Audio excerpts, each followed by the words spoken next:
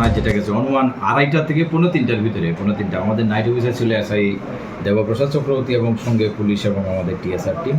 উনি যখন নাইট মোবাইলে বেরোন অন্য দিক থেকে উনি মোবাইল করে আসার সময় ঠিক মরা নদীর পাড়ের উল্টা দিকে আমাদের এখানে দত্তপাড়ার মুখটার এখানে আসার সময় যখন হঠাৎ করে দূর থেকে দেখা যাচ্ছে কি গরু দৌড়াচ্ছে, হ্যাঁ দড়ি ধরে ধরে কয়েকজনে 2-3 জন মিলে 4টা গরুকে এরকম গরুগুলিকে দৌড়ে নিয়ে যাচ্ছে আর কি। এমন টাইমের সঙ্গে সঙ্গে পুলিশ টের পেয়ে পিছু দাওয়া করতে করতে ওরা গরুর দড়ি ছেড়ে চোরের দলগুলি কী করছে তখন পালিয়ে গেছে এখান থেকে।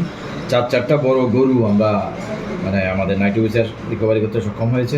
সঙ্গে আরও পুলিশ গেছে তখন, উনি যখন চেয়েছিলেন হেল্প চেয়েছিলেন সঙ্গে সঙ্গে আমরা এই খবরটা 4টা গরু তো রিকভারি করে যথারীতি, নাহলে একটু পরে হলে নিয়ে যেতে হয়তো বা বর্ডারে।